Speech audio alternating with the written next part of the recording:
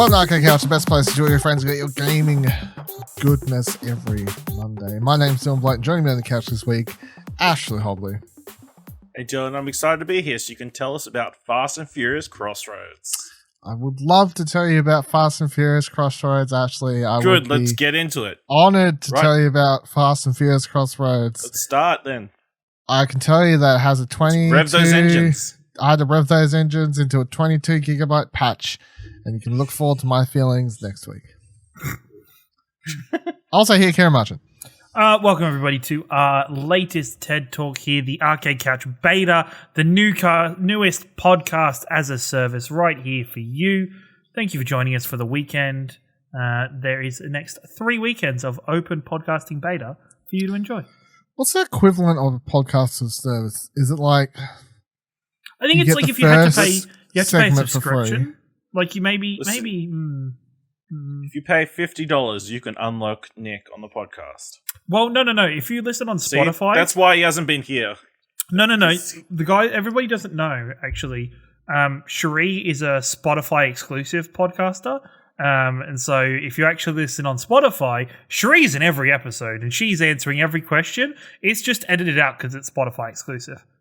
Yep. We're joking now, but I can't wait until we find out that someone's doing something. Joe Rogan's Spotify, hit us up. Well, Joe Rogan's piecing out on YouTube and stuff and going directly to Spotify, but that's not... I was about to say, now he's in a Spotify deal. He's like, you can hear my left-leaning politics guests on YouTube now, and all my right-wing guests are all on Spotify only. All right. Today on the show... Avengers beta thoughts, more time with Fall Guys, and we finally know what Rocksteady is working on. But let's dive into Fall Guys in just a moment. Firstly, the only other review I put up this week, because they put up a review for Fall Guys, was a review for Skully. It's a little throwback, old school platformer puzzle game with minimal amount of combat, but it's obviously supposed to be a throwback to that classic sort of PS2 era type, early PS1 era mascot platformer type thing. You basically control an inanimate skull. You can form clay forms, 3 of them, and then using these forms, you can jump in and out. You can have 3 active at the same time, and you use them to solve puzzles, perform platforming, so on and so forth. It takes you about 4 to 5 hours to finish the game. I gave it a 6 out of 10. You can go read my review, of course, explosionnetwork.com. I thought that it was, obviously, with a 6 out of 10, I thought that it was okay. It has a lot of weird camera issues, amongst a myriad of other things where it's just like, obviously there was a lot of really cool, I feel like there was a lot of cool ideas, but just not the budget / time, to come. But I could feel the love from the developers for what they were trying to do. So I enjoyed that part of it. And then the other review put up this week was for, of course, Fall Guys. The game came out on Tuesday after running the another beta or couple betas after the last time we talked about it on PC. So it came out for free on PlayStation. It's a part of it. You have to get the terminology right because it's like, confusing. It's not technically free. If you have PlayStation Plus, it's part of the free games for PlayStation Plus this month. If you want it on PC, you have to buy it there. There is no crossplay, which is a little bit disappointing. So basically, everyone on PlayStation's playing it, obviously. A lot of people are playing it on PC. They're just straight up buying it, which is good. Support devs, whatever. I gave the game... I'll get everyone else's thoughts because you have thoughts on this one in a second, but I gave the game a 7.5. I really, really enjoy the game. I'm looking forward to playing more of the game. I feel like I could honestly come back to this review 6 months to a year from now and potentially give it a lot higher of a score. My main hang-ups that stop it from being higher, other than you could go into like small nitpicky stuff like first week woes, which I didn't bother in my review because I'm kind of assuming none of it bothered me enough, although we hear about it. I've not personally had like major issues, although you see the tweets and the Twitters of the servers. A lot of that is obviously just due to the popularity of the game, and you've got a small dev team kind of struggling to handle the success. It's weird when it's like the success leads to more problems. My current hangups is I feel like the multiplayer games are sort of unbalanced. I feel like the 3-player multiplayer games, there's a lot more, because there's 3 and only the worst team drops out, you're not going to get completely fucked. I feel like any of the solely 2v, like just 1v1 team things. One team versus one team.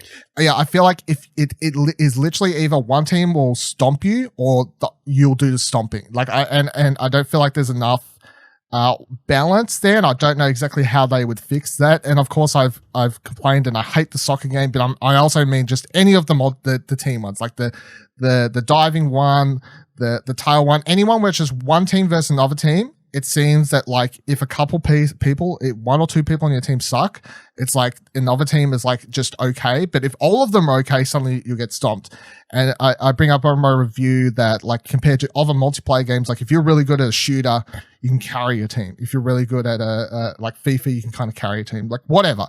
I feel like in none of these modes, because of the way Fall Guys is designed as this sort of like comedic nature to its gameplay and everything, which is part of its charm, it also means in those straight up team games that no matter how good you get at any of them, it's just down to pot luck, which is kind of annoying because I feel like the comedic nature in the free-for-alls, the parts where you get trampled in a corner, you'll be like, oh fuck, but it's not as completely annoying because you can then get up and it's all on you to lean back into it. So come back, yeah. I feel like that needs to be fixed. And then also, I don't know if it's just the first week woes again, but I was just like, because I played a couple more games the other day as well, and I was still just like, why am I seeing so many of the same games when there's 24 mini games? Like I don't feel like they're rotating Shuffling, at a good lot. And then So are the 24 mini games? Yeah. Say the tail one, where the tail one is separated into solo tail, team tail, and then there's like another version of it, I think. Is that... Final tail. Yeah, they're all separate. Are they all counted as separate games? Mm-hmm. So they're 3 of the 24 games, even though they're like pretty much the same game mode. But I bet you if I start listing them all, you'll be like, I haven't seen that. I've only seen that once. I haven't even heard of that. Like, there's still a lot, like 24 and only a handful. And then I'll pass it over to Ash after this. But the only other thing I would say that needs to be addressed as we go on is I'm worried about the longevity of the game solely because I feel like everyone's loving it at the moment. But I'm like, what is the attachment here to kind of keep people playing past a certain point? Because I feel like obviously with most games, Fortnite, Apex, whatever, they have these massive battle passes. They have new events happening every 2 weeks. They have new skins in them. You know, like there's always something happening in these sorts of games. Whereas at the moment, Fall Guys is like we got a 40 level battle pass. We have no dailies. I think the game should have dailies. I think any of these sorts of games should probably just have dailies. Like you can earn a couple hundred in-game kudos by doing dailies every day. I feel like that would be a nice way to keep people playing the game. So I think that sort of stuff, like the 40 level battle pass is fine at the moment, but I'm just like, I can see if they don't do something to keep player retention, it's kind of going to dive off. Because at the moment, I'm like, cool costumes, I'm kind of into it, but I'm not like, again, Apex Legends, Fortnite, Call of Duty, whatever.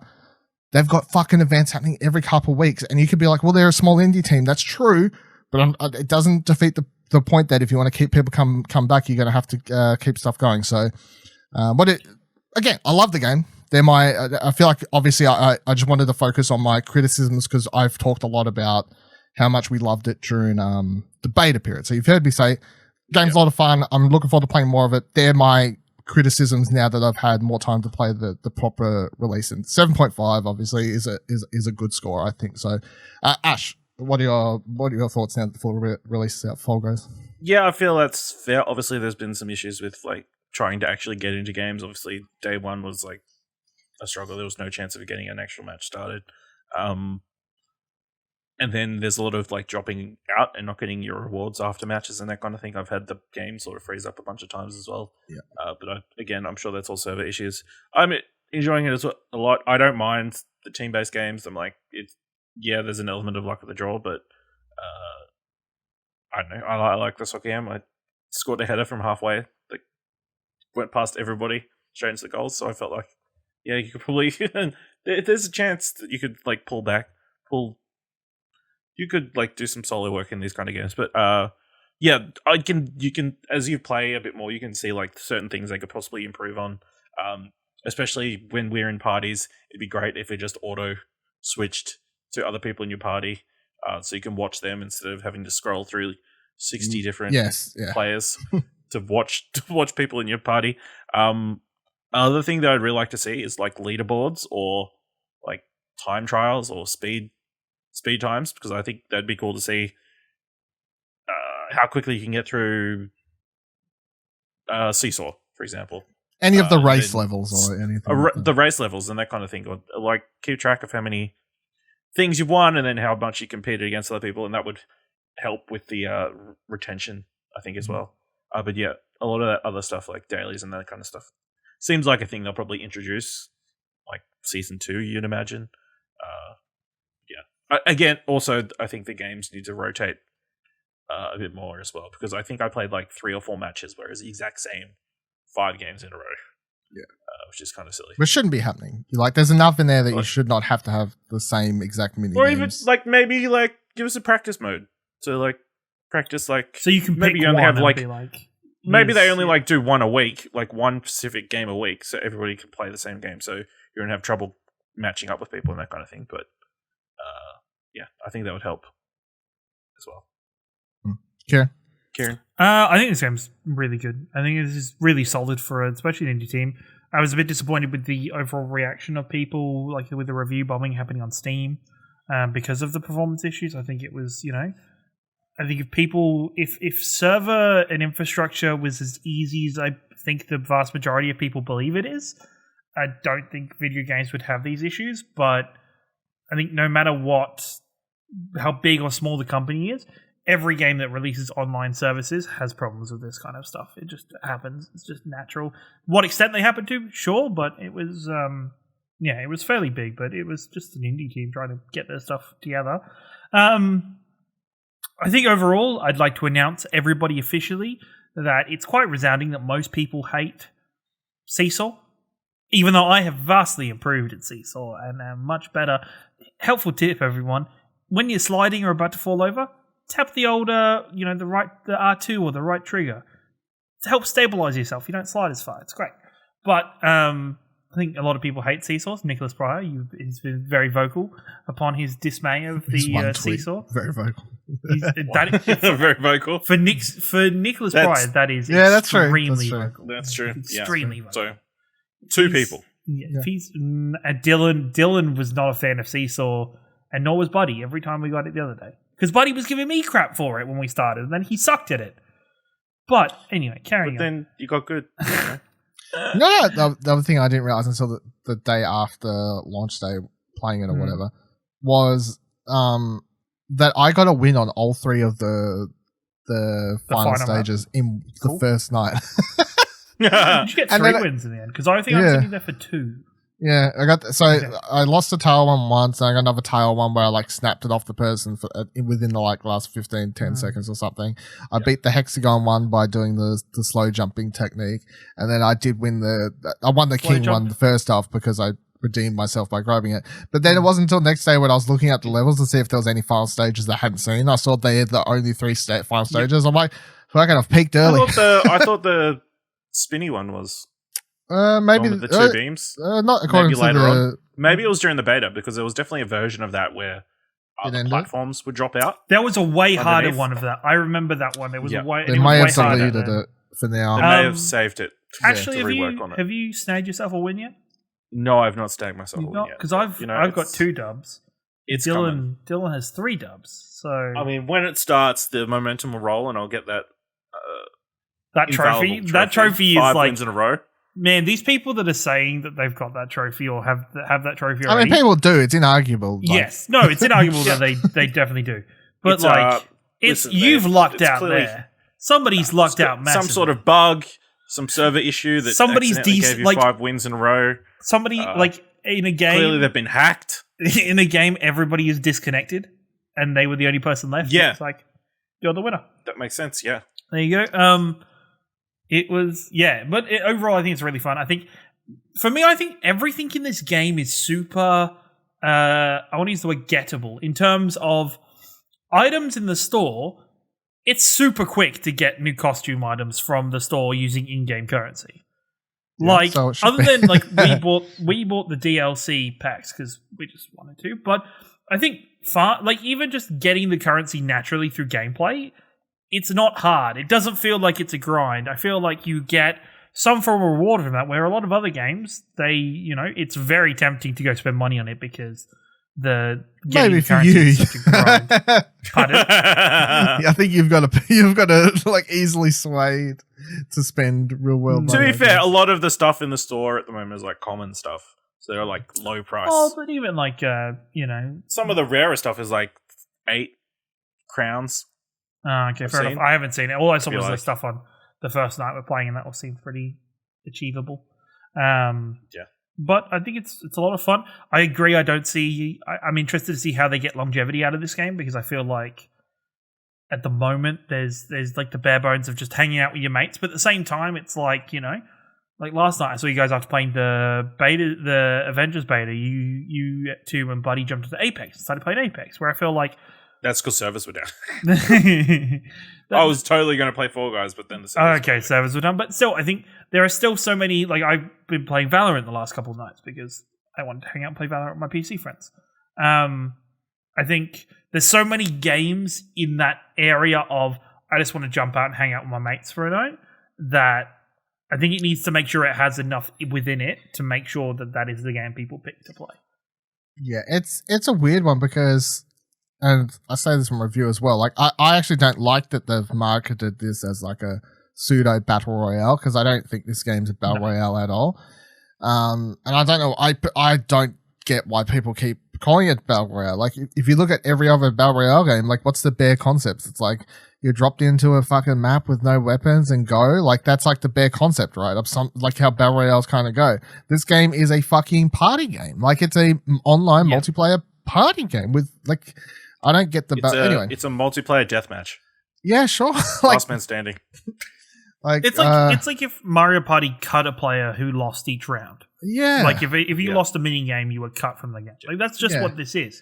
But because and it's done so well. Because they've targeted themselves kind of as that battle royale thing, they set themselves up to be compared to all the battle royales, and it's like, well, it's kind of unfair because to me they're completely different genres and gameplay types and whatnot. But like, if you want to compete with the big dogs, then you gotta have to step up, I guess, because if you want to compare to like Apex, it's like, well, the reason I like Apex so much is because like, no game at Apex is really the same, apart from the ones where you land and die instantly, which happen. But for the most part, like the thing that makes most battle royales that I've played like so much fun is obviously you've got these huge maps, and that means that all your games are going to feel different, like different players, different ways, different gear, different layout, blah, blah, blah. And that's the reason those games feel fresh. Whereas obviously with Fall Guys, like, sure, you may, like, players may run in slightly different directions or whatever, but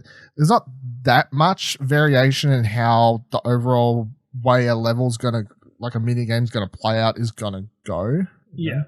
It's the same as like MOBAs with, the original for Dota 2 and League of Legends. Yeah.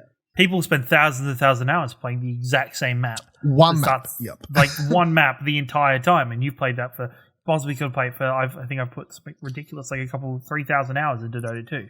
Yeah, I put 2,000 in the league. So like, it's just over and over and over of just the same maps with just different characters, and no two games are the same. So I think Fall Guys just need to, I think if they are very proactive with adding new game modes and shaking things up, or maybe they run it so that maybe they start doing reverse maps where there's like, you have to do a map backwards if it's possible. Like there's like some of like the race maps, you have to start from the top and work your way down.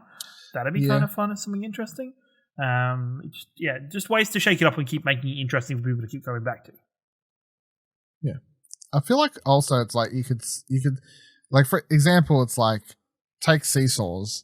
You can nearly turn, if you want to turn that into a harder one, you could nearly turn that into like a rally mode where, like, imagine a team mode on that where you've got to race across and literally like tag in and baton pass to someone else, and you got to race back and forth like 3 times or something. You know, like you could kind of quite easily think of variations on what they've got that could be more competitive and harder, and just change things up without having to completely invent brand new maps and modes. Like, building upon what they've got is surely easier than, you know, starting something completely new. Because although I want to see new mini games, it's like you can build upon some of the ones you've got and tweak, and or even like an actual team mode. Like, you as a team win the prize. That would be good. Like, I suppose the thing that stops them from that at the moment is not then having the team enough modes wouldn't feel as bad. Hopefully. I think the thing that stops them from that currently is there's not enough variation on mini games to like have a running team mode, maybe, or maybe they wouldn't want to split the audience. They don't want to split the player base. Split the player base. That's the key reason. Like, a lot of battle royales for like turn off and on certain types of modes. It's like you don't want to split the player base all over the place and then have one mode feel super empty while the other one's being played. So they could do it as a limited time event. You know, like it's multiplayer now for the weekend. Like, similar thing to what Apex does. You try something out for like a week, a weekend, a week, or whatever. If it works, just put it back into the game. Well, also, chat. It's pretty clear why this is a PlayStation exclusive, because Shuei Yoshida is like obsessed with this game. I see him tweet about it constantly. Yeah, you'd think he works at Devolver. You'd think he actually worked on the game. Yeah, pretty much. Yeah, and also, Fall Guys marketing team, like the community manager. Oh, the social media person is on the ball, like just kicking goals on that social media. I can't believe it was on here the other week, talking about how that was up to like 50,000 Twitter followers or something, and now they're up to like, I think 150 or more probably. Yeah, I think it was 200k or something. I looked last time. It's ridiculous.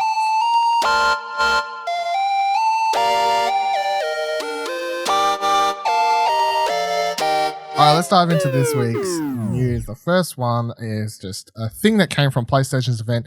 We're not going to talk about PlayStation's event because there's not really that much to talk about, but if you want to hear... it was crap. If you want to hear someone say more than it was crap, then you can hear myself and Ash discuss it on the upcoming episode of Platinum Explosion. But one cool thing that came out of it was... At least it wasn't that Xbox presentation, am I right? Yeah. I think it was almost as bad as that Xbox presentation. But expectations were already set beforehand and we're allowed to... I don't know about that. Fester. So they showed off a trailer for... Platinum Explosion. They showed off a trailer for Control's second expansion called Ore, which I think I've talked about this before and talked about like the last DLC. But I've always been looking forward to this one because when they originally revealed the roadmap of DLCs, it was like pretty much looked like there was Alan Wake in the image for it. And I remember tweeting back when they revealed this, I was like, lol, AEW,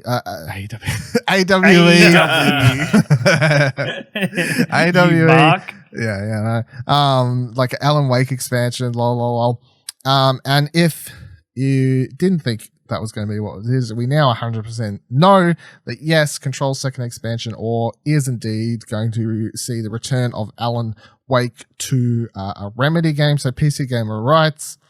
Yesterday, Remedy Entertainment confirmed that the second Control expansion called Ore will, as expected, feature the return of Alan Wake. That's big stuff for sure, but even bigger was a bit near the bottom of a blog post hinting at something called the Remedy Connected Universe.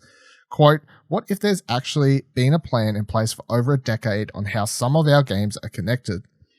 A Remedy Connected Universe, if you will, a payoff for certain things is down the line. Today, creative director Sam Lake removed the what if part of the equation, saying, quote, for over 10 years, we've had a crazy dream. The idea that the tales told in some of our games would be connected to each other, a connected world of stories and events with shared characters and lore. Each game is a standalone experience, but each game is also a doorway into a larger universe with exciting opportunities for crossover events. Slowly, patiently, behind the scenes, we've been planning and plotting to make this a reality. I'm absolutely thrilled to tell you now the time has come to take the first concrete steps on this road, establishing a Remedy-connected universe. You have no idea how happy it makes me to finally be able to make this statement. So, this, as they write here, to kind of explain how this all works, because it's obviously kind of confusing, because if you're like, I've never played Alan Wake, but surely that game's about like nothing connected to Control.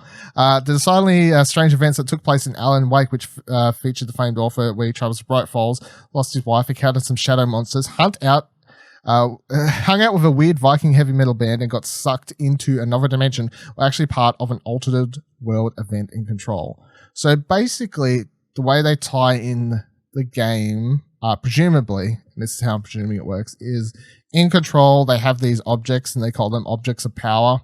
You can hunt a bunch of them as like side missions in Control. I think, and these things cause massive, hallucinations, give people powers, and so on and so forth. Basically, the easiest way to explain this is they're like, well, a fucking book, a notebook, Alan Wake's fucking pen.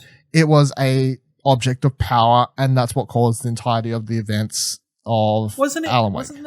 Isn't there something, I can't remember now because it's been a little while since I played Control.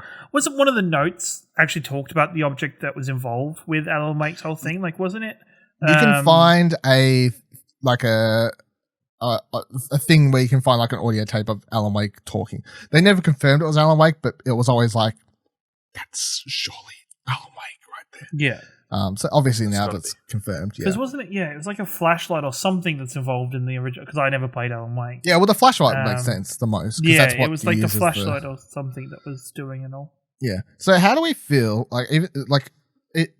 even for like Ash, who hasn't played either of the games, but like, how do you feel about a video game company many years after they've made a certain game suddenly tying it in? Like, is that playing too much into the everything has to be connected now, or does this seem like it could be a cool thing from the outsider's perspective, Ash? Listen, I'm excited for Max Payne to be involved. Well, I'm excited for the characters in Quantum Break to be involved. I'm excited to, when you're playing Control, you can start doing an Astro Rally.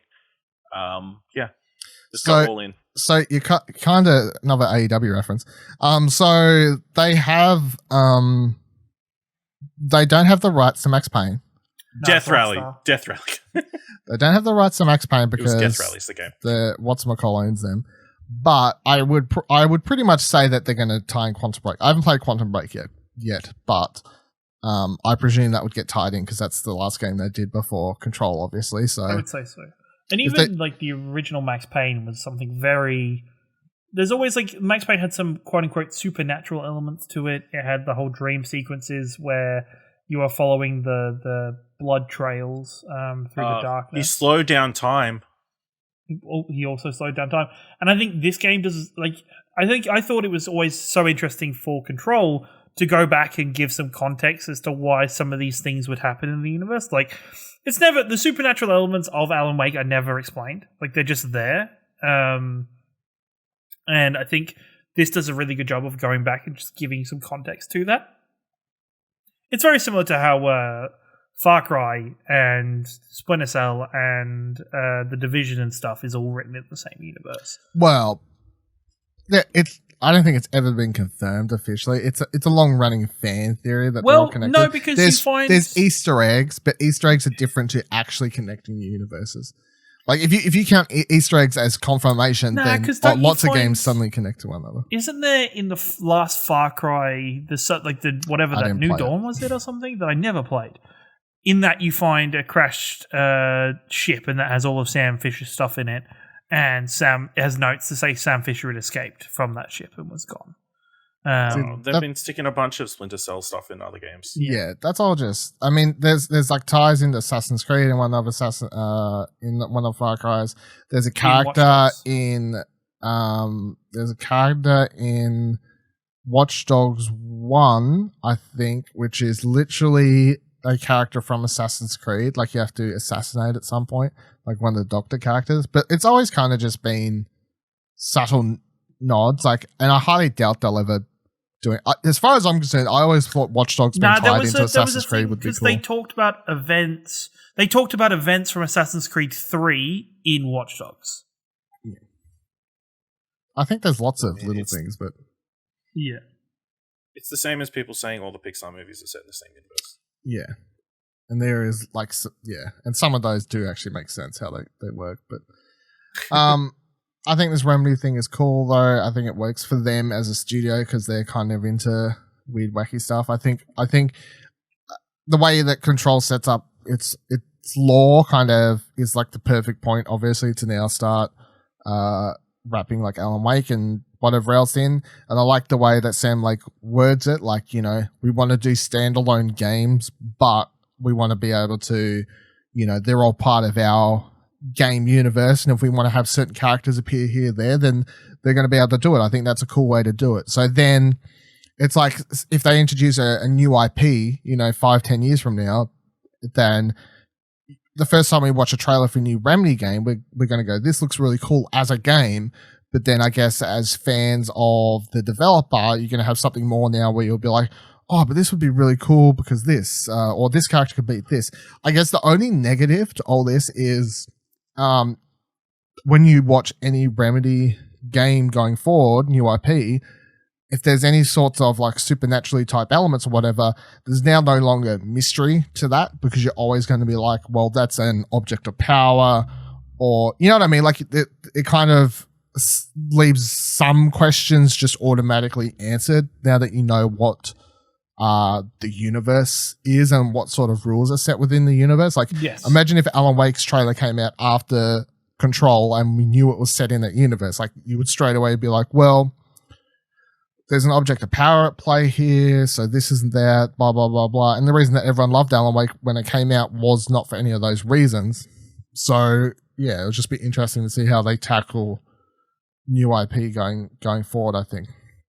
Looking forward to playing this expansion though. It'll be interesting to see how much Alan Wake's actually in it or what they do with that. This was the last big, the biggest of the expansions, I think. I think they're supposed to have updates after this, but I think this is the big one. Mention this because I don't think any of us particularly care, but I was saying the other week how Nintendo has no games coming out, but they randomly announced the other day, press start writes, Nintendo quietly announced overnight that Pikmin 3, one of the better Wii U games, will be heading to Nintendo Switch later this year. Called Pikmin 3 Deluxe, the package includes new difficulty modes as well as new prologue and epilogue missions involving both Olimar and Louie. Sorry, Brittany. These are all jokes I do not get. You will also be able to play through the main story in 2-player co-op on the same console, as well as unlock a new kind of beastry of sorts with new Wikipedia. There you go, you got it. So, good on your Switch. Have a Pikmin game. I'm joking, but I'd actually probably, maybe play this. I feel that's like a collection. It gives me this. The good news for me isn't that Pikmin 3 is coming to Switch. It's that this opens the door for more stuff that was on the Wii U that I wanted to play. Has more potential to coming across the Switch now. What did you want to play on the Wii U that is not already on the Switch? I still want to go back and play Skyward Sword at some point, even though I know it was it's not one of the... I'll be surprised if that's ever ported solely because of how reliant that game was on movement controls? Okay, yeah. Fair enough. I mean, it's not like they couldn't, but obviously it requires a lot more work. Even stuff like the other No More Heroes games that were originally that were just on that for the Wii U. There's a couple of those I can't remember off the top of my head, but I remember like there's always been games where like I want Wind Waker to be ported again, even though that was originally a GameCube game. I want the HD remaster just brought across the Switch because it's still a great game. I just didn't want to play it on Wii U. I'm after Super Mario Galaxy, but also that true. Is still rumored to have been leaked and whatever. So I didn't talk about it the other week because we talked about it briefly before that, but that's still apparently a thing that's happening. So I can only dream. I can only hope. Does this mean we're getting Pikmin 4 in the next 12 to 24 months? Maybe it's testing the waters. I don't know. It's quite odd. Isn't it meant to be in development? I've just tried to have a quick look, but I don't know. There's nothing. I don't think there's anything concrete. I think it was maybe, if anything, one of those, You know those rumors that people talk about too many times that then you start believing is like something that was confirmed because it's constantly talked about as if it was. Talked about, yeah. Yeah. Microsoft, across the other end of the pod. So they've updated, IGN writes, Microsoft has updated its branding for both Xbox Game Pass and Xbox Game Pass PC by removing the word Xbox from its social channel logos, as reported by Thorot. This change has been made for both Xbox Game Pass and PC, although the names of each account are still Xbox Game Pass and Xbox Game Pass for PC, respectively, and the Xbox logo is still present. Additionally, the Xbox Game Pass website still uses the full name. While this simply could be a rebranding of the logos, it could also be hinting of things to come in regards to Microsoft's future plans for the service. A couple of weeks ago, Microsoft stopped selling 12-month Xbox Live Gold plans, which could signal it being phased out for a potential all-encompassing Game Pass plan and other servers. Furthermore, Microsoft continues to even add even more value to Xbox Game Pass and recently announced that it will be adding Project xCloud support in September 2020 to Xbox Game Pass Ultimate at no extra cost. So there was another story where old mate Phil, he said that they're not cancelling Gold, although that continues to be the rumor. Even though the rumors are all kicking around, I look. My feelings are this: canceling games for Gold, changing Xbox Game Pass, all this sort of stuff. I don't know what they're really doing. All I know is they're doing something with the launch of the next gen consoles in tandem. Is what I would say by now. Like, are they changing Gold? Are they changing the price? Are they changing the way everything ties in? Are they adding a new plan? What I think they're at least doing something is what I feel like I'm sure of. Do they need to give people enough notice though, like PlayStation did when they were removing the PS3 and Vita games? I don't think they. Yeah, they need to. Or is it like, hey, we'll just give you the money back. No, but like it's just like tie them over into a new service or like whatever they do. Like as long as it's works. Well, it's like when Xbox is pretty good. It's like when Game Pass was announced. I didn't have to start paying anything for Game Pass until April the following year because they were just like, oh, we see you've already got Xbox Gold for a year paid off. We'll just let that be Game Pass for the next year. When that finishes up, you'll just start on the Xbox Game Pass subscription. So I think they're pretty good on that generally. Because I think they actually just need a new.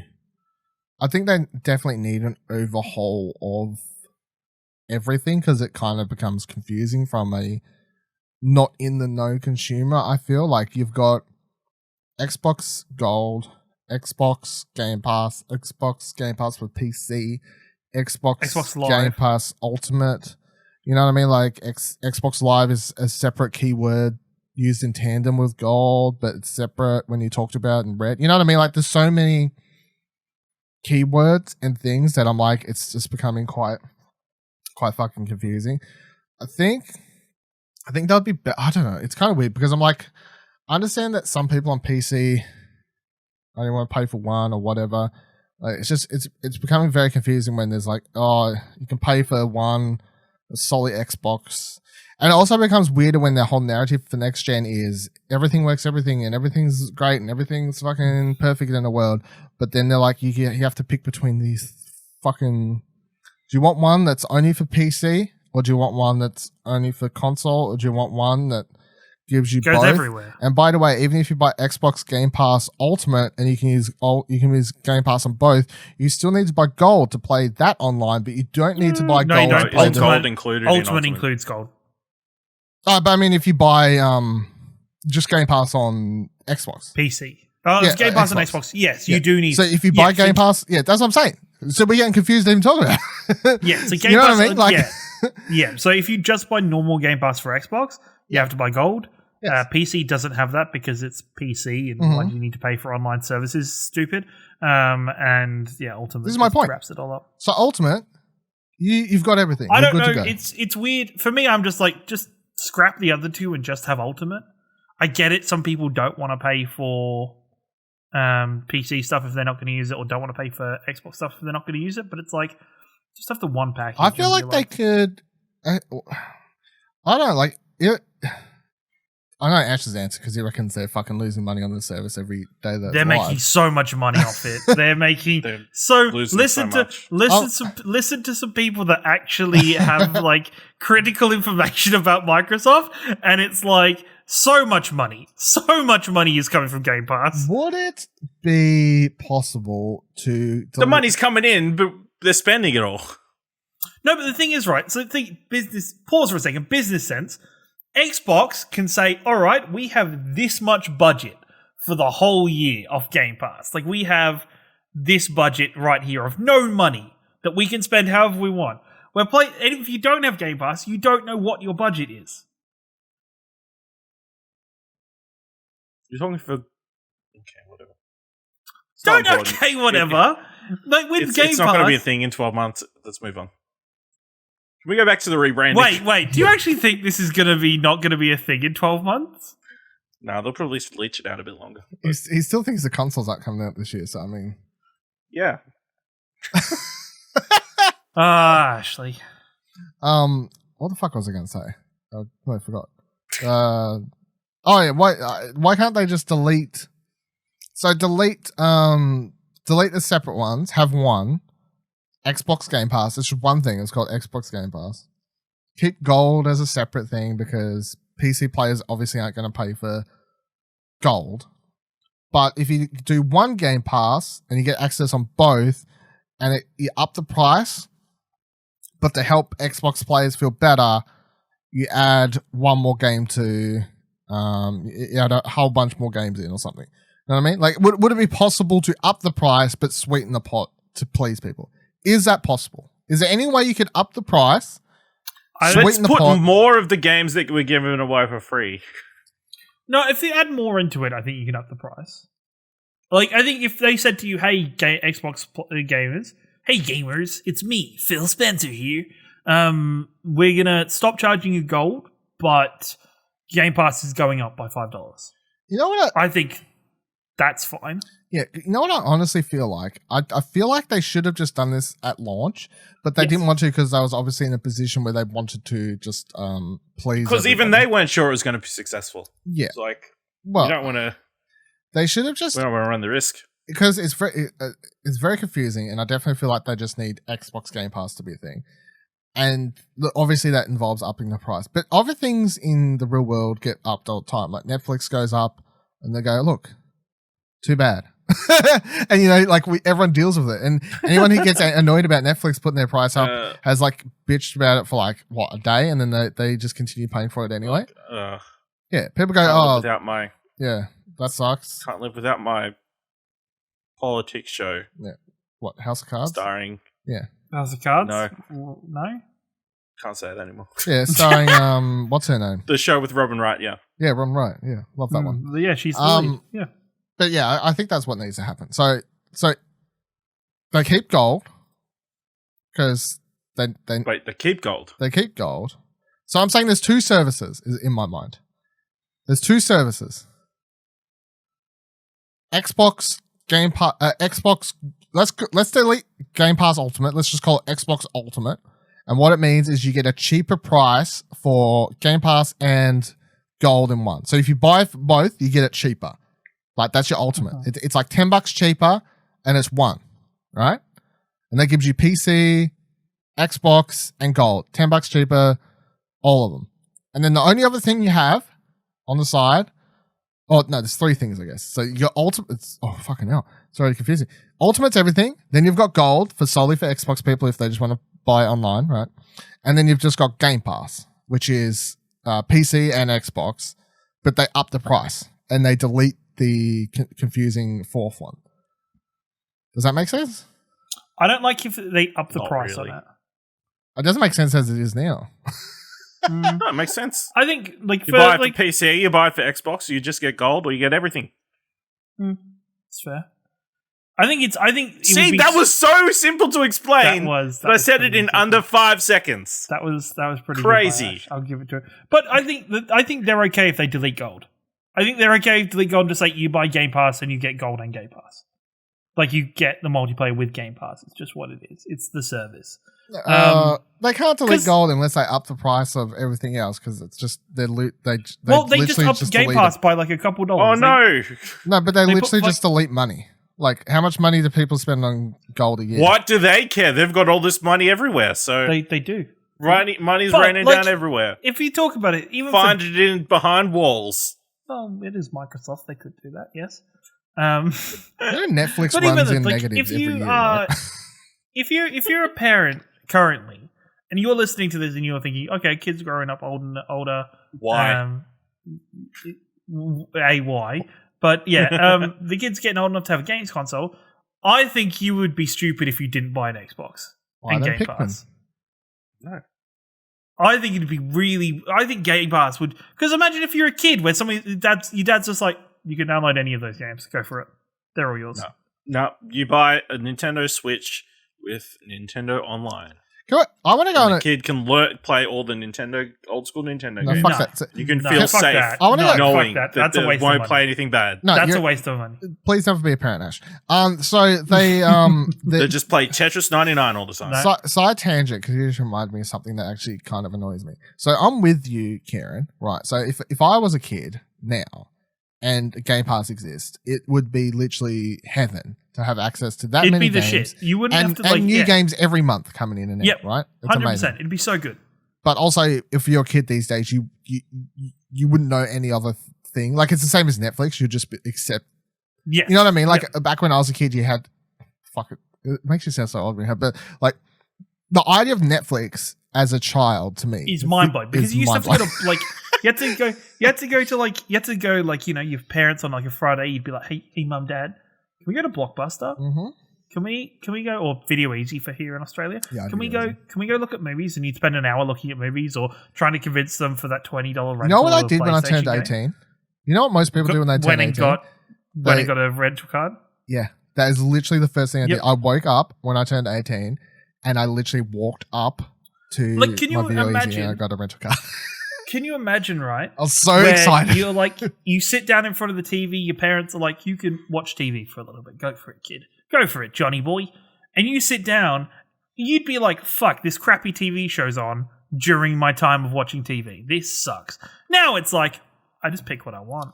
Yeah. Like, I just tell it that I want to. I used to sit down to watch cartoons after school, and Doctor Who used to be on before my cartoons. And it used to shit me off because it used to be the black and white Doctor Who. Yes, and obviously as a kid, I'm like, this is fucking boring. I now look back at that memory and laugh because I go, isn't it funny that it would be like 10 years later that I'd start getting into the rebooted version of Doctor Who. But I was watching I had no idea I was watching Doctor Who back then, but I was. And I was going, oh, this fucking show. Well, I was swearing, but yeah, the thing that annoys me, I just remembered. So I see people tweet this and write this and stuff, you know, these variations of it, but people are like, oh, my kid, when they're old enough, you know what I'm going to do before any other game? I'm going to sit them down in front of my NES Classic or my fucking Super Nintendo or the PS1, and I'm going to make sure they learn to play the classics before I let them play anything. Why are you torturing your kid? Like, fucking someone call human fucking services. Like, that is outrageous. They don't know any better. Now it's disgusting. Appreciate the journey. No, that's disgusting fucking shit. I hate this whole mentality about anything in life. Fucking in anything in life, if anyone has the mentality of, well, to understand how things are better, you need to see how shit it is first. No, right? Things are better now. Just fucking give it to them. We're going to, son, I know you want to read Harry Potter. That's a potential book for you. But we're going to go through the classics first. We're starting off with the Bible. With Oliver Twist. Yeah. Here's Oliver Twist by Charles Dickens. It's like, I get it. Like, yeah. First movie is going to be Man on the Moon. Citizen Kane. Like, there's all these fucking great, like, Lego games and, you know, whatever else kid games you can fucking buy, Paw Patrol and shit. Like, imagine being like, no, you can't play any of that. I can't. That is fucking torture. That is some sadistic, fucked up shit. Actually, you're the worst. This is directly at you, actually, for saying buy a Switch and get Nintendo Online. What we have to do is we get a set of twins. You let one go through the history of... Did you say we get a set of twins? Like all three of us? All three of us are shared parental. We adopt a shared parent We hire out a set of twins. Okay. We do It's for research purposes. We can get some sort of grant or something. It's for research purposes. Research purpose, Ashley. Ashley, that's we take not one okay. kid through the history of video games. That's not okay. We let the other one play the current ones. We'll see which one turns out better. But how old do they have to be? Like, they have to be like, when is the end of the? I don't know. 18, maybe longer. Maybe It'd be like that. It would be like that documentary series, 7 and Up or something. The one where they catch up with the people every 7 years. Probably the child that has had to go through all of the old classics is going to have some kind of freaking challenge complex to it because all the games are so hard to play. Yeah, there'll be like all these new games. I hate this. I hate everything about it. This was no different for games, movies, TV shows, anything. I'm not talking about like I get shown like fucking original what's that fucking movie with the lion, the fucking Tin Man? Oh, that's that. Do you mean the Wizard of Oz? The Wizard of Oz? Did you not remember the name of the Wizard of fucking Oz? Yeah. Are you okay? What's that one with the wizard, the lion, and the witch, and the fucking water? I know you did. When you first said it, I was like, "Is the wizard Liam Neeson?" You know why? You know why? You know why? Because C.S. Lewis, what a classic, right? So, and then you said fucking Tin Man. Oh my goodness. Yeah. So anyway, Wizard of Oz. That's a classic movie that I totally remember. Old Red Shoes walking down Orange Lane. Old Red Shoes. That was the name. Old Red Shoes. I get shown. Here's my point. I get shown this movie as a kid, and I really don't like it to the point that I can't remember it when I'm much older. So I get shown that when I'm a kid. Terrible. Don't like it. Right? I watch it when I'm much older, and I'm like, yeah, it's pretty average. But my point remains that showing a kid a classic, what adults deem as classics, kids aren't going to like it. Right? Most of the time, kids aren't going to like it, unless it's Star Wars, right? That's a different story. That's a different story. Listen, look, kids don't like the vegetables either. So. Things it's true, and I appreciate my vegetables now because I know I can die anytime. I won't stop my kids from watching the new stuff, but at the same time, they need a bit of culture. I need to sit them down and get them to watch Shrek so they understand All-Star and everything that comes along with it, You're making waffles. No, but I mean, like, I feel like you have to be certain. I feel like anyone. We're going too far. I'll move off this shortly. but I feel like anyone who's like, oh, I need my kid to appreciate culture. Like, they always talk about it, like, if showing them the first thing is like a super hard video game, and they're going to be like, yeah, really, they'll really appreciate it. They'll probably appreciate it after they've actually played other things and they're much older. Like I can't imagine being like, here, play. Here, kid. So I need you to play Aladdin, the 1990 2 classic NES game where you can't beat the first level and you have 3 lives. Because if you don't beat it, I'm going to beat you. Okay? Right? Wow. Right? All right. Fucking, because not only am I introducing you to old games, I'm just introducing you to old parenting techniques as well. That's what we're doing today. Bit of cosplay. I'm going to dress up with my fucking wife beater and beat the shit out of you if you don't play the fucking... Whoa. Holy crap. That went some places. Yeah. Classic. Okay. What's the next news story? So back on the rebranding, clearly that logo is just meant to be Xbox. Yeah. Like when you read it, it's Xbox. So if they got rid of the word Xbox, so it doesn't read Xbox Game Pass. Solve. Can't believe I don't want to know. See, they're not going to write Xbox, the word Xbox on the Series X. It's just going to be the symbol Series X. I don't. But it's a Xbox Series X. I don't want to know how much of Ashley's mental capacity was just spent on thinking of that point, because it was far more than it needed to be. Xbox. I've never realized how often you have to say the word Xbox when talking about Xboxes. Suicide Squad. Do you reckon they're going to go back and call it Xbox Series 1? No. Xbox Series 360? No. That's not how it works. Suicide Squad game officially. It's been officially announced by Rocksteady. So in the weirdest way possible, they announced on what was last weirdest way possible. What was last night? what are we recording this on? This is so Friday night. Today's Saturday, Friday night. Yeah, right. So Friday night, they randomly at about 11 o'clock at night or some shit. So I suppose that's like fucking 6 a.m. Pacific like time or 10. some shit like that. Yeah, so it'd be actually quite early Pacific time. Like it'd be like 6 a.m. or some shit probably. Rocksteady Studios on their Twitter, which has been dead for years, just tweets out this image of a Superman or a Superman-like character, which has a lock on his head and it says Suicide Squad, and the text reads "Target locked." Hashtag DC Fandom, August 22, hashtag Suicide Squad game. So, of course, we've talked about this previously being a rumor that Rocksteady was indeed working on a Suicide Squad game. The leaked rumor was Suicide Squad Kill the Justice League was the rumor that we talked about. So this plays into that rumor being true. Honestly, before discussing your thoughts on the picture and what the picture makes you think about where the game could go, just can I grab your thoughts, Ash, on how are you actually disappointed? Because I'm legit disappointed that this was just randomly announced on Twitter and not just left as a surprise until the actual event.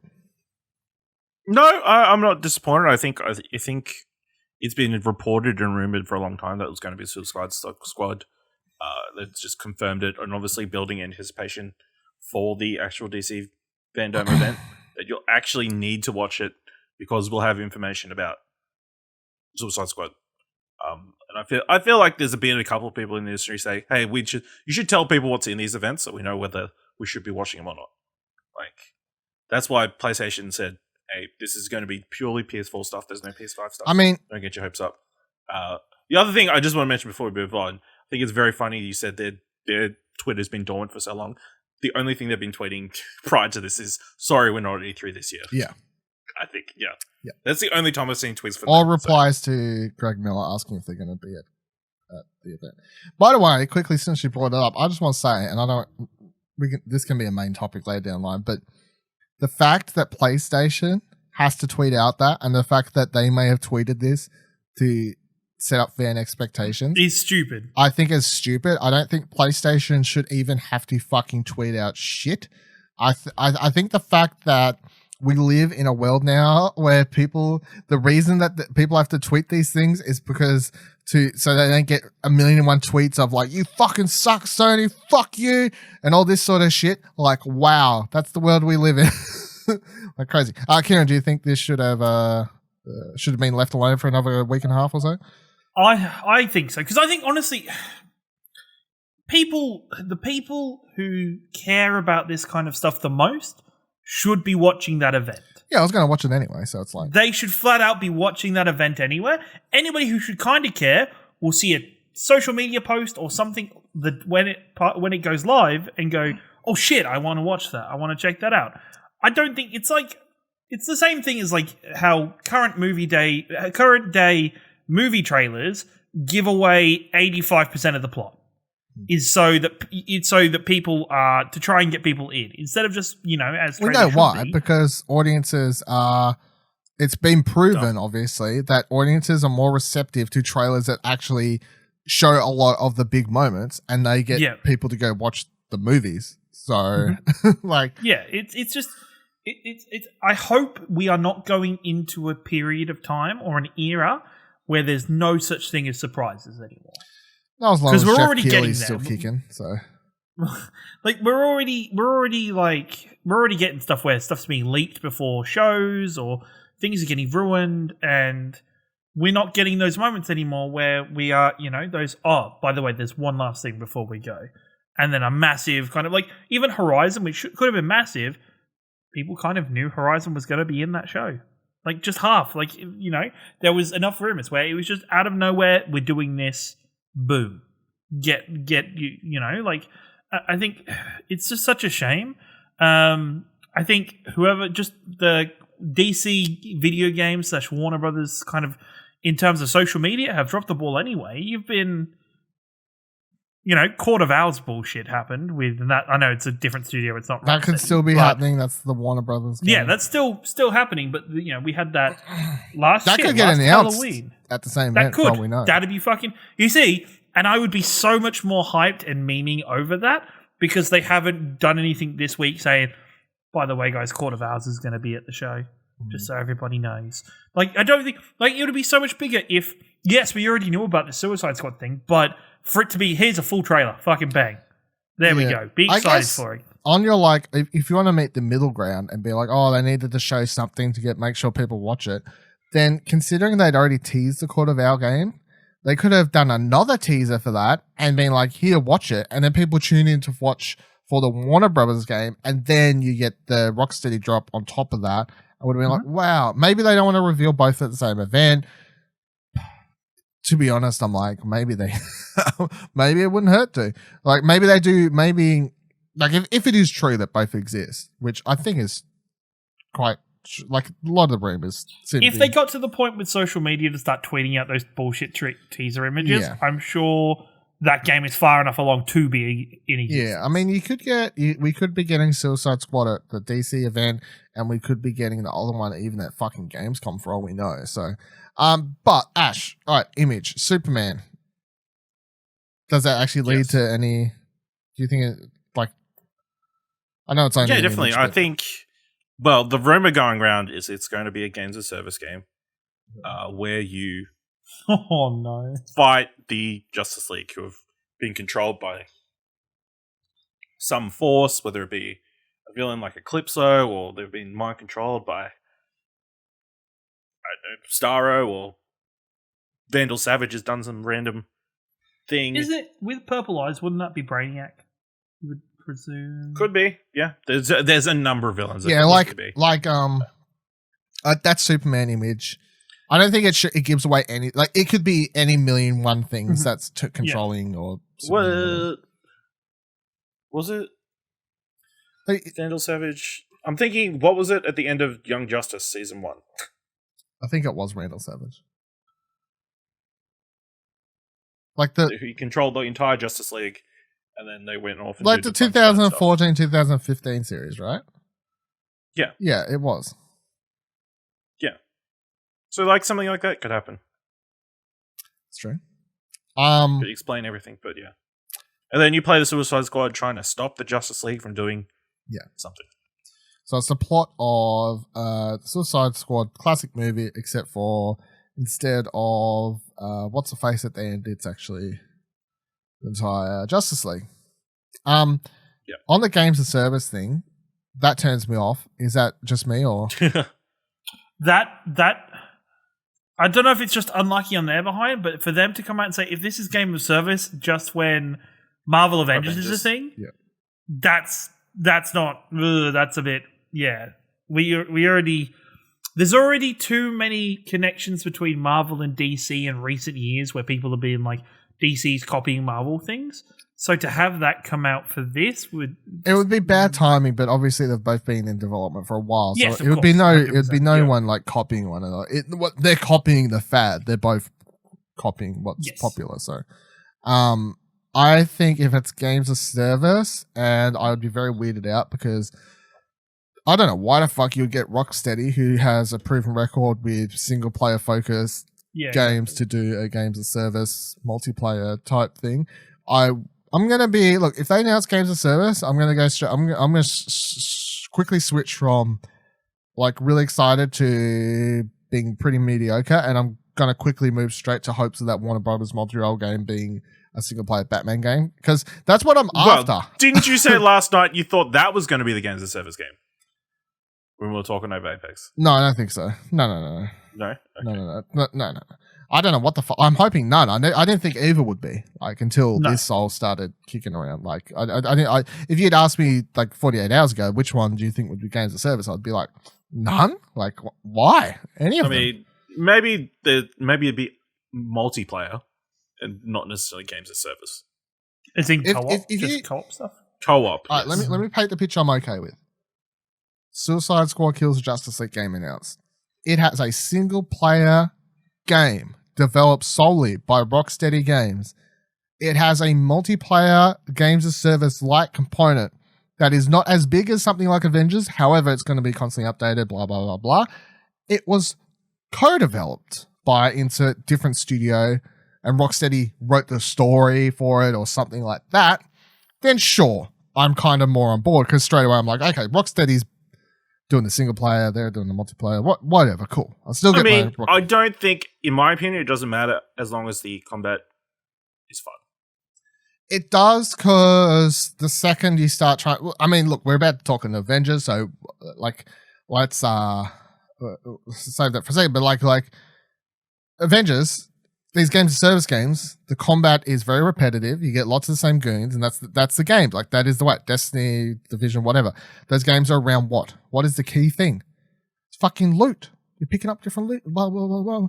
I don't want to be playing a single-player game where I'm constantly focused on loot. That's not what I'm personally seeking out of a DC Suicide Squad / Batman game or whatever. I just want a single-player game where I'm playing the fucking game. I don't want to be opening up my menu every 2 seconds to be like, oh, Harley Quinn's bat needs to be changed to a +10 fucking multiplayer form, fucking something. Like, maybe it's a cool game. Maybe it's the best games of service game ever, and I eat my words. However, I'm saying from like announcement, if that's what it is, I'm going to be quite disappointed because I've spent how many years at this point going, I can't wait for Rocksteady's next game. Because the reason I love them, because I'm someone who actually liked all of their Batman. I guess that's important to note. Like, I really like Arkham Knight. But you separate the prequel one that Origins. Done by them. Yeah, Origins. I like that wasn't Rocksteady. I like Origins as well. That's Warner Brothers, Montreal or whatever. But I like that game fine. I would actually rank it the lowest though.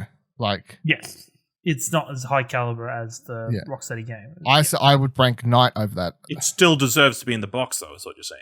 Yeah, I think it still deserves to be in the box. I still think it's a good game. But for some reason, it should be on PS4. Yes, it should be on PS4. Yes, that's what I'm saying. Yeah, it's quite a weird thing. Anyway, so we'll find out soon. Anyway, lots of theorizing. Kieran, how do you feel about Suicide Squad? I'm interested. I'm open to it. With combat and stuff. Next Saturday is the thing I was trying to quickly. Yeah, okay. Yes. Saturday after. Sorry.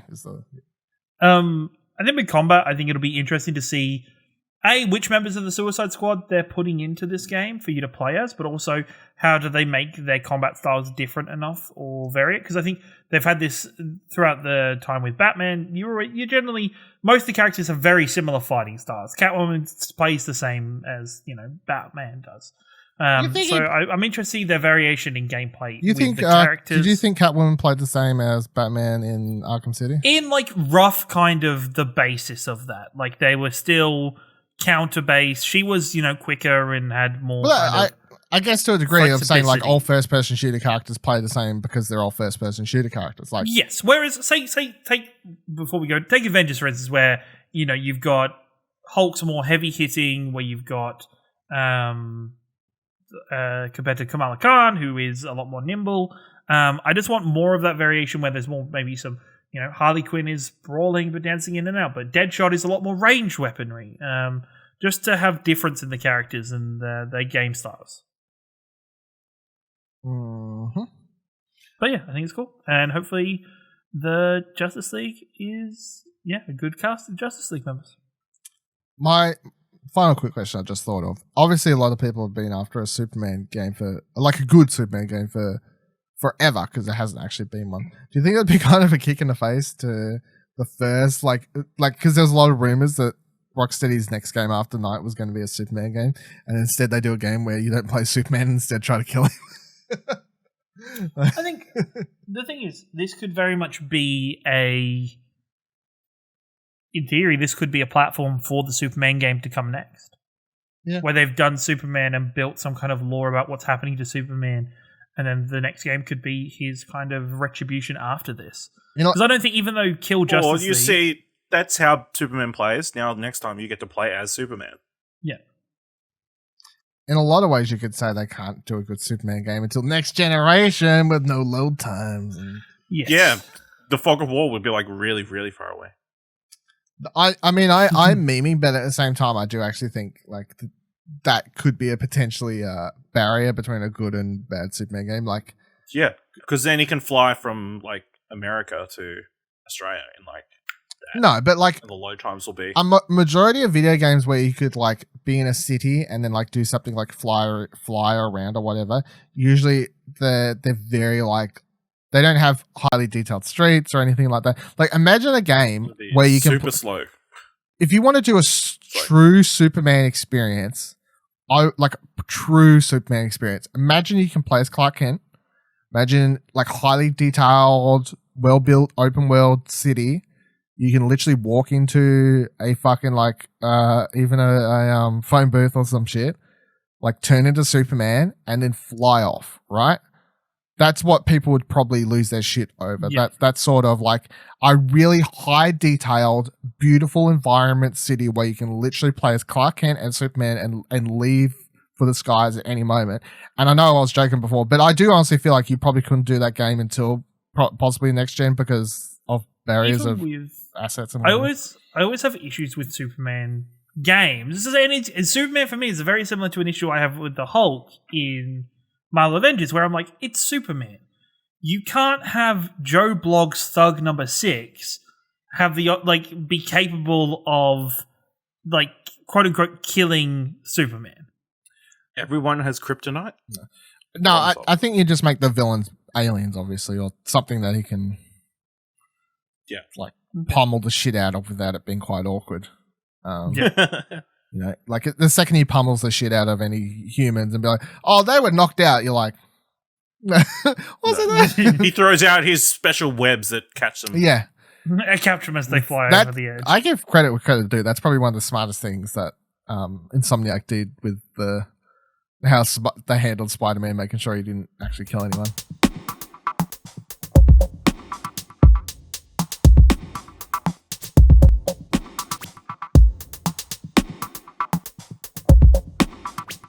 All right, so let's talk about the Marvel's Avengers beta, which we've all played a bit of on the PlayStation 4, which is the only place you can play it currently for all pre-order people or special media folks who were like, "Hey, can I please?" And then also, so then next weekend is PS4 for everybody, and then the weekend after that is PC and everyone. No. Everything. So everybody. So next week is PS4 for everybody and pre-orders for PC and Xbox. Yeah, and then the weekend after that's just open. It's for just everyone. open season. Yes. Open season. Yep. All right. So I would actually say, now you can fight over this if you want, Karen, but I feel like the person who's actually been most excited for this has been Ash. Ash has actually played the least of the beta so far. But what are your overall thoughts so far? Because you didn't play. You didn't, did you? Like, no, I haven't. No one's played the beta. No one played the demo but me at PAX, right? I haven't Yes. No, Ash did. No, I didn't play the. No, I didn't play the. Oh, okay. Okay, so let's start there. Ash, what did you think of the? Let's just start with the opening mission thing. Like, how did that grab your overall thoughts? It definitely feels like it's been edited a little bit. Obviously, the story chunks have been cut a little bit. I feel around that. As a level by itself, it feels super rushed. Like it does. It like it's. I know what they're trying to go for. They're trying to give you a taste of each different character. But you never really get a chance to develop. Play someone long enough to get a feel for anyone. Yeah. To get a feel for anybody. So I mean, again, I played that level and I think the level after that so far. I mean, it is fine so far. Combat feels a little bit button mashy. I just end up hitting triangle and square constantly. It's not very satisfying, I feel, which is an issue, obviously, for a game that so far for a game of service that where you're going to be doing kind of repetitive stuff. I've enjoyed the story hints and stuff that they've kind of hinted at so far. I feel that this beta doesn't help because they've obviously cut between those two levels. They've cut out a massive chunk of story that you won't understand going in. So I don't know if it's I don't know if I'd recommend this beta or not. Whether it's better to just experience the game in its entirety as the way it's meant to be experienced, or whether you need to play this beta so you can get a taste for the combat and whether it's going to be for you or not. So it's a tricky situation. Just quickly, 'cause I was just like, I feel like everyone should know at this point. But so the synopsis for this game and the way the opening demo part that we're talking about, which is the part I played at PAX last year. Yeah, it's like it's a day. It's a day celebrating the Avengers. Kamala Khan's there, but she becomes important later. What happens is basically bad guys show up. You get to quickly play as Captain America, Black Widow, Thor, Iron Man, Hulk. You get to give snippets off and fighting a bunch of bad guys. Ultimately, at the end of the demo, as you race around the Golden Gate Bridge and fight Taskmaster at the end as Black Widow, eventually this giant bomb thing sets off on the ship that Captain America's on, and apparently he dies, although surely we all know that he's going to come back. Captain America dies, and a lot of New York gets wiped out in this big explosion. It's San Francisco. Sorry, whatever. Fucking the Terrigen crystal goes off and spreads all its like mist or whatever, which gives a bunch of people like powers. Which it's like the Inhuman story. Inhumans. Yeah, it's like Inhumans, but on a kind of larger scale, and that's like sets up the game going forward there. Yeah, so Kieran, what do you think of the opening level, and then what do you think of how do your thoughts change after that? So I think I've played the most out of the three of us then. Yes. The beta. Yes. I think the opening is a terrible display of what this game is. Like, I think in general, it's pretty bad. Like, in terms of playing the characters doesn't actually feel like playing the characters in the actual game later on. Like, Iron Man section does not feel as smooth as what Iron Man actually does feel like when you get to play him later in the beta. It's very heavily edited. I can tell that I believe there is chunks of that opening mission cut out completely. I think there's a lot more with Captain America. I think there's a lot more with Kamala Khan also. Yeah, and Kamala Khan as well. So I think there's more in those opening. I think there's more. I think Kamala, you might get to explore the Chimera as Kamala Khan and have a look at like some of the A-Day events or stuff they've going on to start to open with maybe. But I think it does a terrible job. I think the combat actually gets a lot better the later you get into the beta, just for the simple fact of when you start getting to choose between different characters. I think there is problems with choosing between the different characters, which I found with Dylan very quickly. But there is a case where, playing Iron Man doesn't feel like playing Hulk or playing Kamala Khan, where you can, even though it's the same buttons overall, everybody's got like a hold left trigger and shoot, everybody's got heavy attacks with triangle, everybody's got normal attacks with square, but the combinations that you can do with those characters and the upgrades you can do with those characters everyone's special abilities are different enough so far, I feel. Yes, everybody's overall, the powers and stuff are different enough that it does differ. I'm actually fairly enjoying it in terms of, I think there's going to be an interesting campaign there. As the guys have said, there is heavy sections cut out of this story, so you kind of get thrown between different positions randomly throughout it. And it's a bit overwhelming when you get to the point where the beta kind of opens up and just says, okay, go do whatever you want now. Here's some missions that you can go and pick and choose what you want to do next. Which I think is overall, it's overwhelming. So I think it'll be a lot better in the full game where they can introduce that naturally and over and kind of explain things a lot better. Because I think the problem Dylan and me had when we were playing earlier today was looking at the map, we didn't know what was what. So, like, we didn't know what we were picking to jump into. There is a lot of confusion over what's a campaign mission, what's a freaking war zone, what's an action, what the hell is a villain sector. There's so many different types, and I feel like they're not vastly explained about what's going on. But I'm interested with it. I think they're great. I'm settling in with most of the voice actors really well. I'm enjoying You're not it. seeing them anymore? No, I'm not seeing. I think the only person, just because I haven't spent any more time with that character, is I still see Laura Bailey when I hear Widow. But that's just because I haven't played as her character or had much interactions with her story-wise in the beta. But I think there's enough. I think it's a bit janky at the moment in terms of inviting people into parties, knowing when somebody can play with you, knowing when somebody can't play with you. I think the problem Dylan and me had was that you can't play the same character that somebody else is going to be playing. So by that point in the game, both of us had leveled our Kamala Khan's up to around about the same level, but I couldn't, because Dylan had picked it, I had to choose the Hulk.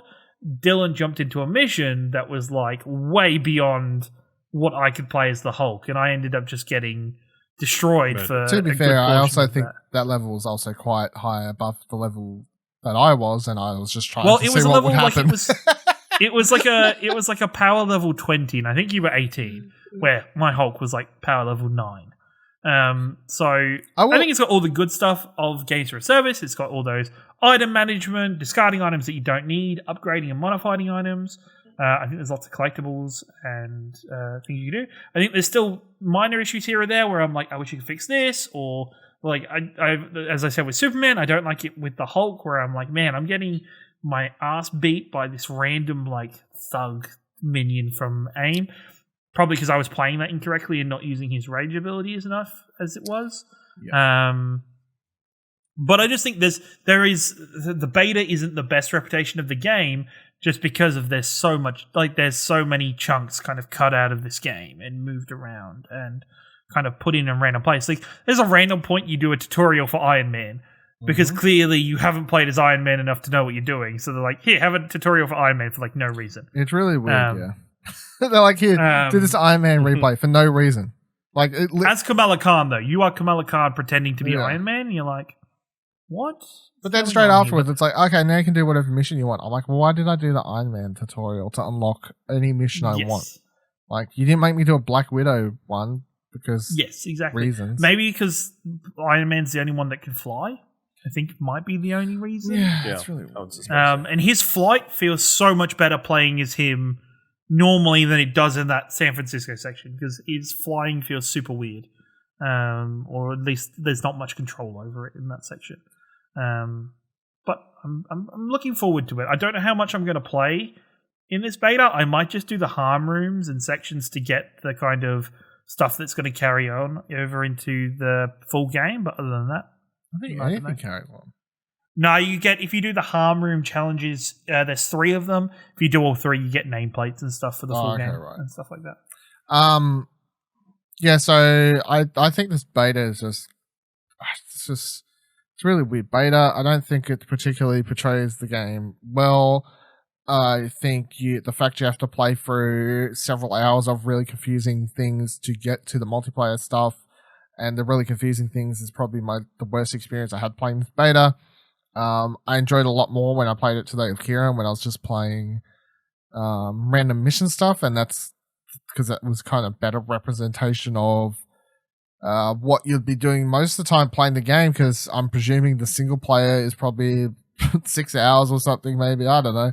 Like 6 to 10 hours. I don't know. I got the sense today that it's going to be a lot longer if that Kamala and Hulk is any kind of representation. Maybe, but my point is that the single player portion is still going to be, at the end of the day, a small portion compared to the post-game multiplayer stuff that we were doing, which is the majority of how people will be playing these games, because that's how you play your Destinies, your Divisions, your whatever. But even because the confusing part is some of the multiplayer missions are part of the campaign. It's very confusing. Very confusing. They changed some of the Golden Gate Bridge opening things since I played at PAX. Nothing to change it completely, but it stood out that there were slight differences. They changed the Taskmaster fight somewhat. That stood out to me. It was actually a lot better this time. When I played at PAX, it was just very much like, it was less cinematic, I would say. Like the way it plays now. You didn't have that section of him like flying. No, that was all there. It was the final part where the final part of the fight was. It was basically just counter, but this time they changed up the way you had to counter him and whatever else. So that worked a lot better. But yeah, the fact that it makes you play that and then chucks you in another mission where you're playing as the Hulk, I'm like, this whole fucking that part could have been skipped surely. I would say the thing that's grown on me since playing as Kamala Khan, and also playing on that mission that Kieran was hinting at where he got his ass handed to him, was because that was also quite hard to play at several levels below, only a couple levels below it. That was actually really good to play, because playing on a harder mission made me kind of appreciate the combat a bit more, especially for this type of game, which is that the fact that this game actually has counters and parries and good dodges in proper general. dodges.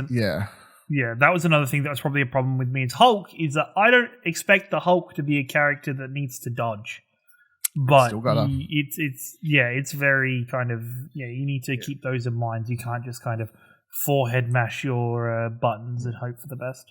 Because in that one, like fighting a lot of the big goons, which would like take a quarter of my health bar off if they hit me, I got to like do off. Like I was doing counters and parries, and like if you do the parry at the last second, it actually, even though we're playing multiplayer, I think it's kind of cool how it still slows, like it slows down on my end, but like it doesn't, which is like I think stands out because obviously it's multiplayer, but it still slows down on. It's still, and it's good that we're like it. I know it's pretty normal now for games with service in general, but we're not tethered to each other in that level. Yeah, you can wander off. I was like, there was times where I was like, I'm not going to survive if I go into that fight Dylan's in currently. I'm going to go adventure over here to a loot box.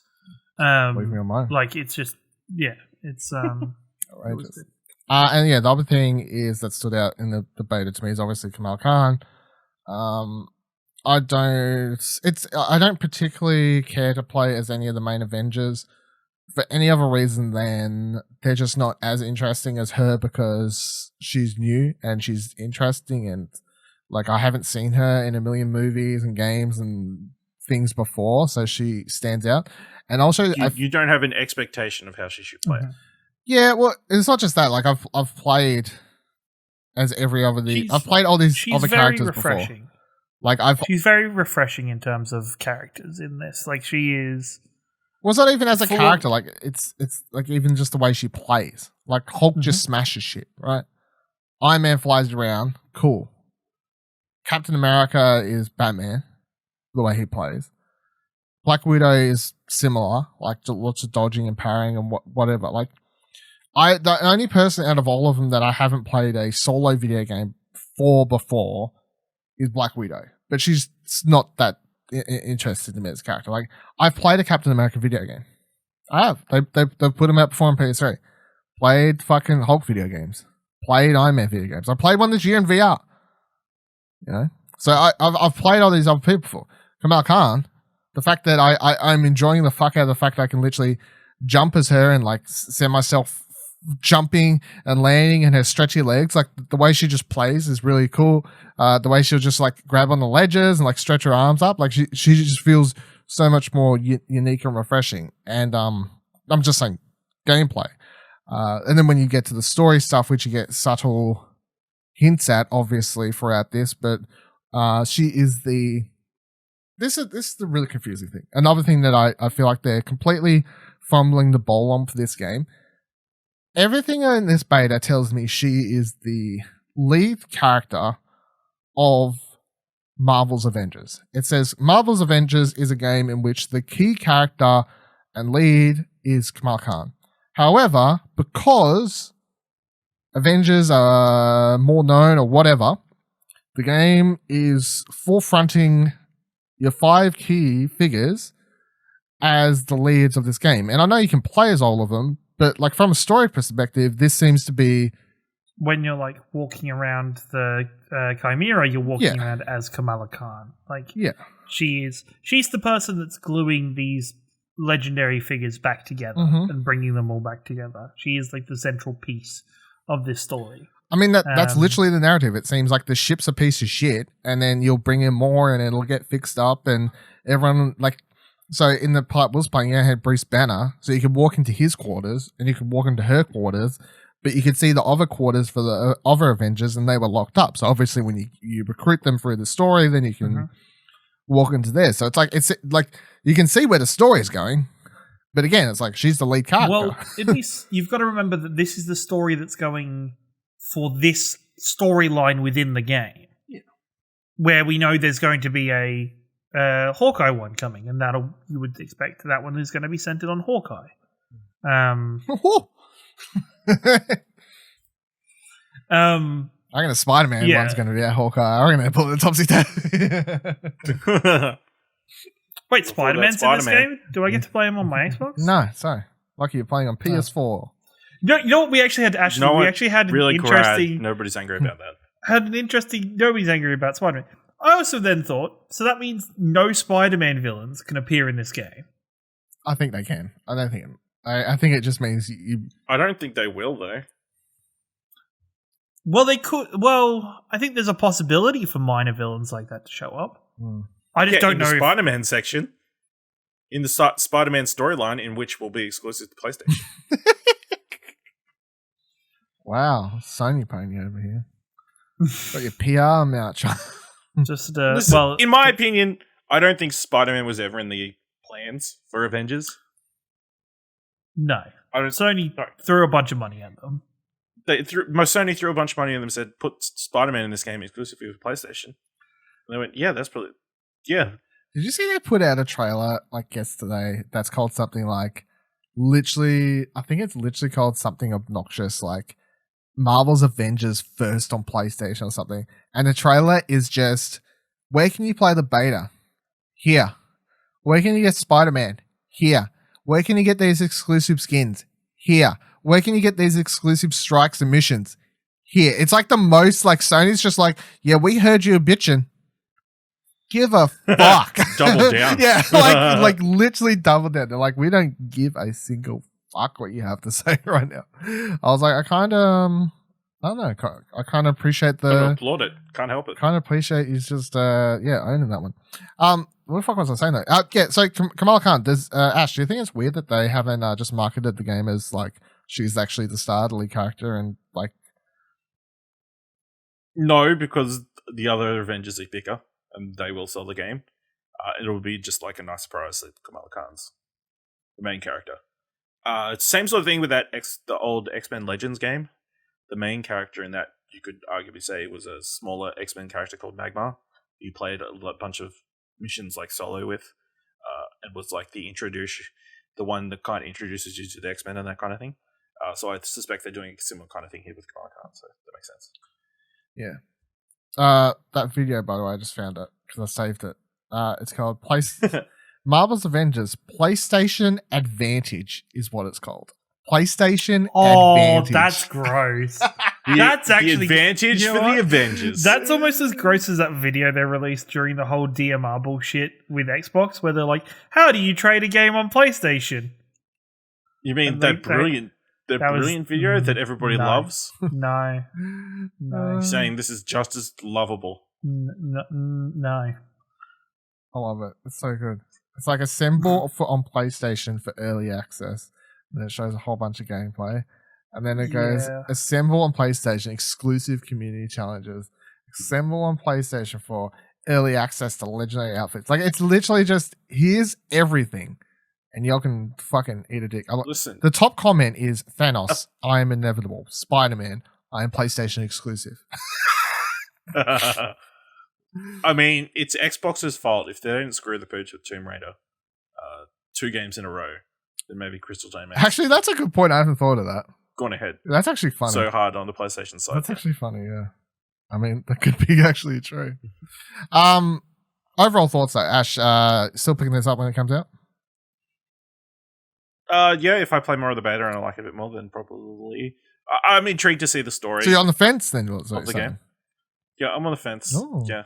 Do you feel like you weren't on the fence before the beta and now you're on the fence? I feel like I was on the fence, yeah. I was cautiously optimistic before. Now I'm like really cautiously optimistic. Okay. Well, I mean, as one who's been, cautiously optimistic. But I mean, at least I know Kieran will be playing it. So that's true. It's somebody to play the game with. So yeah.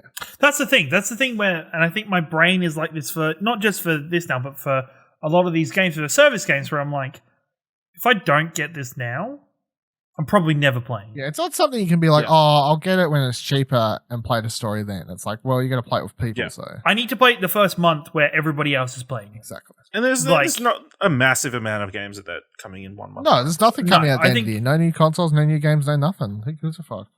No, I think September is a clear enough month, though, apart from like Tony Hawk and stuff. Not till like November. Tony Hawk, when, fucking. like a bunch of the similar.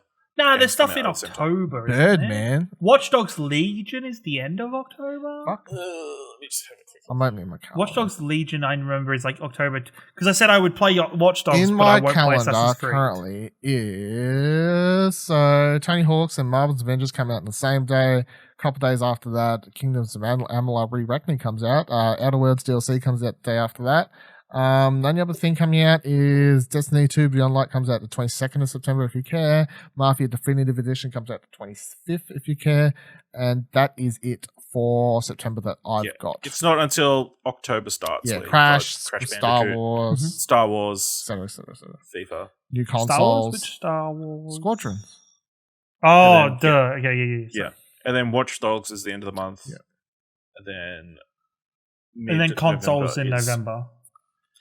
Then mid-November is the trilogy of Assassin's Creed Valhalla, Cyberpunk 2077, and Yakuza Like a Dragon. Yeah, who the fuck? We only care about.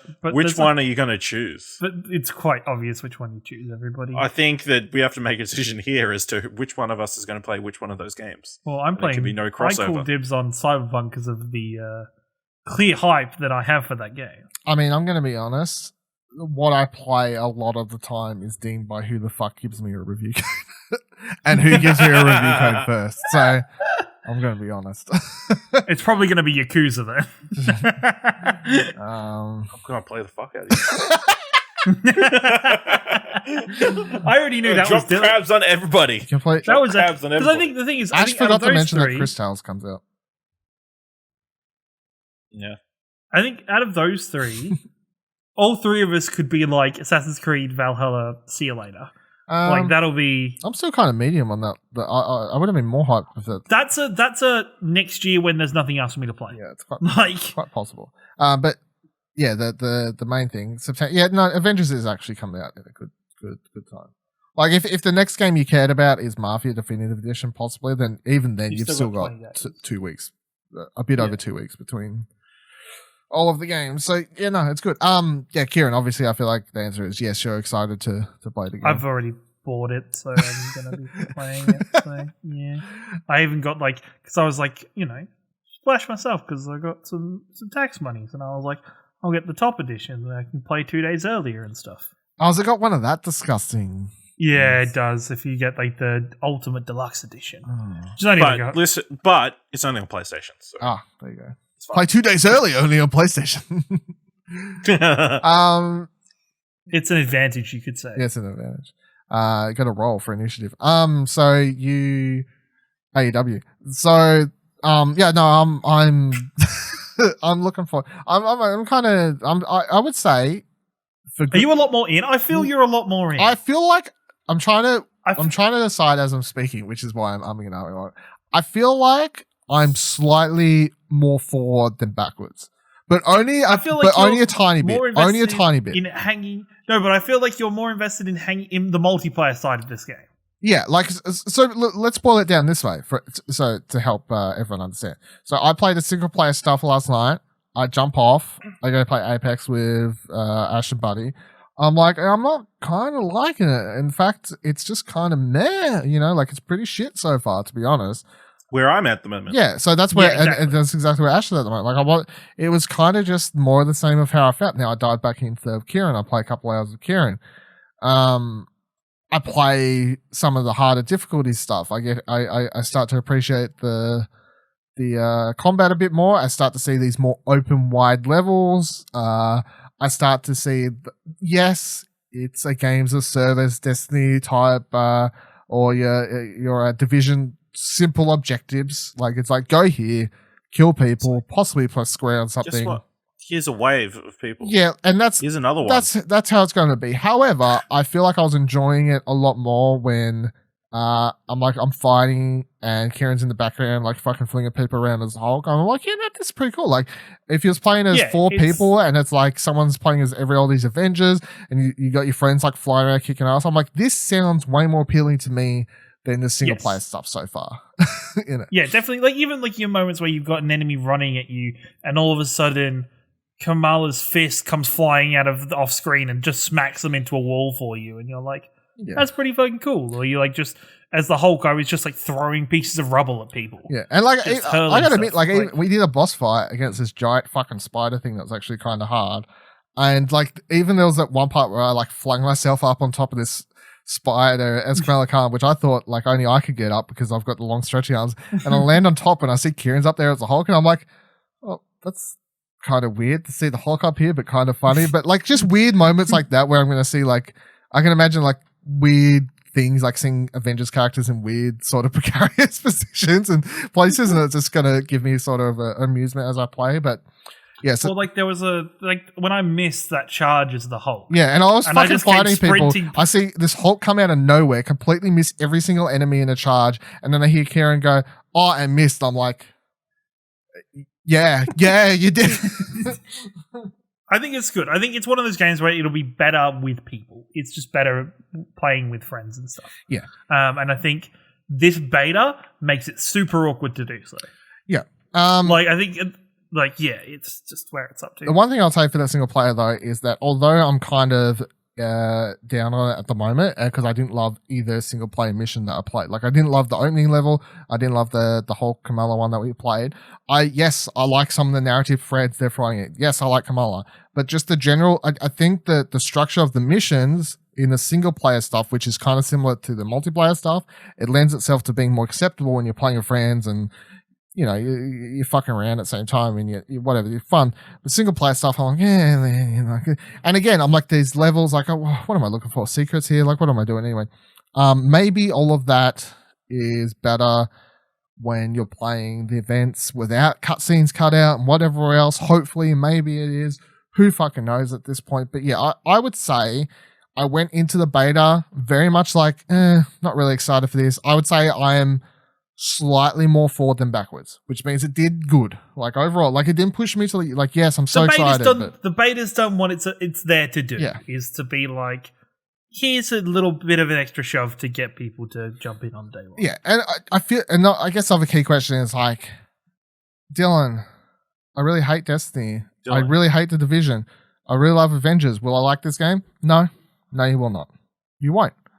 You will not like this game because as much as you could be like, yeah, it's cool to see these moments of characters flying around, still you're spending a lot of the game like skill points, dismantling loot, changing loot. Oh, I picked up a new item. Unless the only reason you hated Destiny is you were shooting people. Yeah. And I think for some people, I actually think the Avengers is like the Avengers could be enough of a drive to get people to play this, even if they hated Destiny and stuff. I feel like if you don't like the general structure of these games and like the looter type aspect, for me, this is just a AAA version of the Ultimate Alliance games. What you calling? Like this what is are you calling them? Not just, AAA? That's fucking. Yes, I am. It was the last one was only on the Switch. It was like double A, like maybe 2 capital A's and like little A. It just doesn't have it doesn't have the graphical quality. It doesn't have like the services around it that can. I feel like I really. I like that game. There's a great scene in it where Deadpool's like cooking chimichangas in a kitchen, and then all of a sudden your squad like comes charging in and like completely fucks up his kitchen because like Abominable's like chasing you or some shit like that. I can't remember who's chasing you. Oh, actually, no, it's the big man, the bad X-Man, the big metal one, whatever his name is. Colossus? Yeah, something. Juggernaut? Yeah, Juggernaut. Yeah, Juggernaut. Juggernaut's chasing you, and he completely fucks up all of Deadpool's shit, and it cuts this cutscene where he's like, gets really annoyed, and then that's how Deadpool joins your party in that game, because then he's like, well, fuck, I'm going to beat shit out of him, because he ruined my Jimmy Jongas. You calling that not AAA? I'll call that fucking double, triple, quadruple. Character, I don't expect to see him. Nolan North voiced Deadpool in that game. He ain't cheap. I mean, maybe. But didn't he also do Deadpool in the Deadpool game as well? Yes. Yeah. He's video game Deadpool. Yeah, that's true. Well, he's video game Ryan Reynolds. Some people should say. Anyway, yeah. So Avengers, it's out in 3 the bit September weeks. 2nd. The 4th of September. 3 weeks. Is that what it was? I've already forgot. 4th or the 2nd? One of those. It's the 4th, right? Looked on my calendar again. 4th. It's the 2nd if you pre-ordered it. Yeah. Did you like pretend to forget just to? No, I actually was like, just my brain is just remember to start playing. It was like the whole rigmarole I went through trying to play the beta. It's a whole thing. Don't even. Yeah, I'm glad you pre-ordered and you got to play it before me and Ash did. That's great. Good job. So yeah, that'll do it for this week's episode. Thank you for joining us. Of course, you can find us all on Twitter by heading to explosionnetwork.com/Twitter. You can let us know any questions or topics for the show if you'd like at mail@explosionnetwork.com with the subject line Arcade Couch. And we will see you here next week, same time, same channel, same couch. Boy. Hey, don't forget you can subscribe to the show wherever you're currently listening, and you can drop a review if you can. Find more great shows like this and more content over at explosionnetwork.com, and please consider supporting us for as little as $1 over on our Ko-fi page by heading to explosionnetwork.com/support. Thanks for listening.